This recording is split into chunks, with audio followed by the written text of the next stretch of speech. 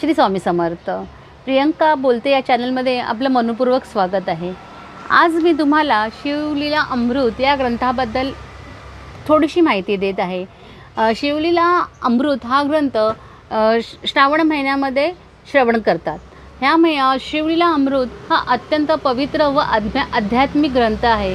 ते वाचल्याने फक्त आध्यात्मिकच नाही तर अनुभवासाठीही तो श्रेष्ठ आहे। भगवान शंकरांच्या भक्तीमध्ये अत्यंत महत्त्वाचा हा ग्रंथ मानला जातो।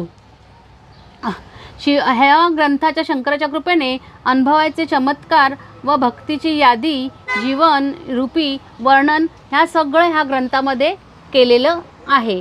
आता शिवलीला अमृत हे श्रावणच महिन्यामध्ये का वाचतात ह्याच्याबद्दल मी तुम्हाला 2 ओळी सांगत आहे। श्रावण महिन्यामध्ये ह्याच्यासाठी वाचतात की श्रावण महिना हा श्री शंकरांना समर्पित असा महिना आहे। श्रावण महिन्यामध्ये शिवलिंगाची पूजा केली तर शंकर आपल्यावरती खूप प्रसन्न होतात। श्रावण महिन्यामध्ये दर सोमवारी जलाभिषेक करणं हे अत्यंत चांगलं आहे। काही लोक उपवास, जप, व्रतवैकल्य असंही करतात आणि श्रावण महिन्यामध्ये हे सगळं केल्याने शिवशंकरांचा आशीर्वाद आपल्याला असाही मिळतो।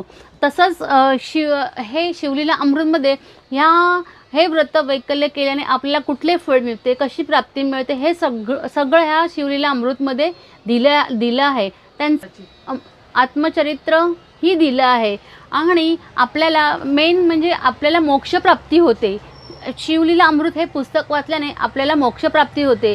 आता आजकालच्या ह्या जगामध्ये कोणाला काही वेळ नसतो, एकदम सगळे बिझीच असतात। त्यामुळे कोणाला कुठे कसं जायचं, कसं काय करायचं, कुठून कशा पूजा अर्चा करायच्या हे माहिती नसतं। पण कधी काही ग्रंथ असे असतात ते आपल्याला शिकवतात की कुठल्या जप तपाला कुठलं पुस्तक वाचायचं, काय करायचं। जसं आपल्याला आता मोक्षप्राप्ती पाहिजे असेल तर आपण शिवलीला अमृत वाचू शकतो आणि शिवलीला अमृतच मोक्षप्राप्तीसाठी हे चांगलं आहे। फक्त मोक्षप्राप्तीसाठी नाही तर संकट दूर करणं, आपल्याकडे इडापिडा असेल ते दूर करणं, त्यासाठीही शिवलीला अमृत हा ग्रंथ महत्त्वाचा आहे। शिवलीला अमृत हे प्रत्येकाने वाचावं आणि प्रत्येकाने आता ह्या श्रावण महिना सुरू होत आहे त्या श्रावण महिन्यात प्रत्येकाने हे पुस्तक वाचावं।